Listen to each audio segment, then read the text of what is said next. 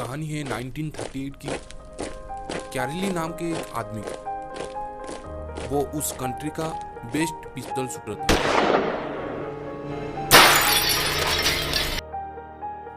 जितने भी national championship हुई थी उस कंट्री में, उसको वो जीत चुका था और सबको ऑलमोस्ट कंफर्म था कि 1940s में जो ओलंपिक होने वाला है उसमें गोल्ड मेडल कैरिली को ही मिलेगा। और उसने सालों से ट्रेनिंग करी हुई थी। उसका एक ही सपना था, एक ही फोकस था कि मुझे अपने इस हाथ को दुनिया का बेस्ट शूटिंग हैंड बनाना है, बेस्ट बनाना है। और वो कामयाब भी हुआ। उसने बना लिया बेस्ट शूटिंग हैंड। सिर्फ 2 साल का वक्त था। 1938 में एक आर्मी की ट्रेनिंग कैंप चल रही थी। क्योंकि वो आर्मी में था तो एक एक्सीडेंट हो गया। उसके उसी हाथ में जिसमें उसे गोल्ड मेडल जीतना था, उसमें एक हैंड ग्रेनेड फट गया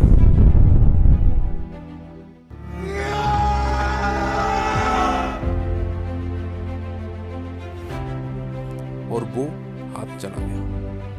जो उसका सपना था, जो फोकस था, सब खत्म। उसके पास 2 ही रास्ते थे। एक तो यही थी कि बाकी के पूरी जिंदगी वो रोता रहे, कहीं जाकर छुप जाए। तो उसने फोकस किया उस पर नहीं जो चला गया था, जो उसके पास नहीं। उसने फोकस किया जो उसके पास था। और क्या था उसके पास? ना एक लेफ्ट हैंड, एक ऐसा हाथ जिसमें वो लिख तक नहीं सकता। 1 महीने तक हॉस्पिटल में उसका इलाज चल और से ही 1 महीने के बाद अपने ट्रेनिंग उसने शुरू कर दी इस तरह। और ट्रेनिंग के 1 साल बाद, मतलब 1938 में वो वापस आया। ऑस्ट्रिया हंगरी में नेशनल चैंपियनशिप हो रही थी और बाकी भी बहुत सारे पिस्टल शूटर थे वहाँ।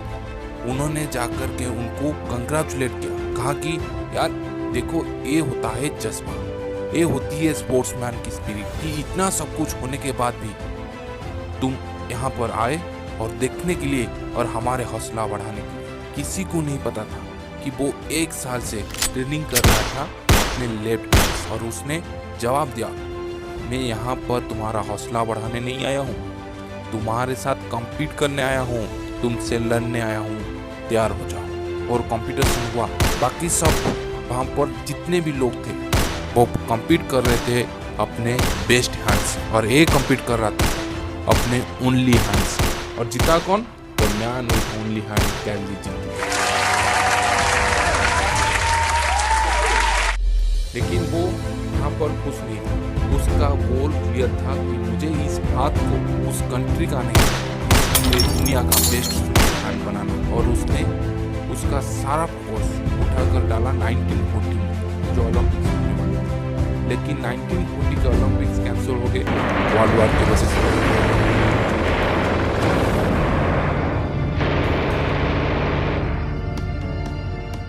तो उसने उसका सारा फोकस उठाकर डाल दिया 1944 में जो ओलंपिक्स होने वाले हैं। और 1944 में भी जो ओलंपिक्स होने वाले थे वो भी कैंसिल हो गए वर्ल्ड वॉर की वजह से।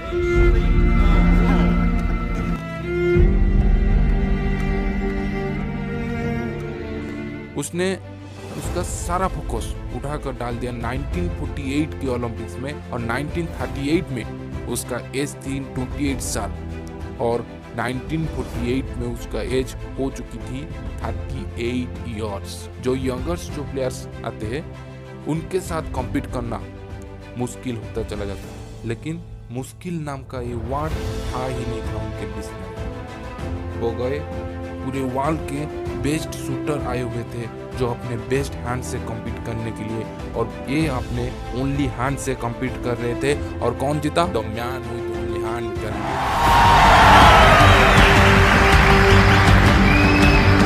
लेकिन वो तब भी नहीं रुका।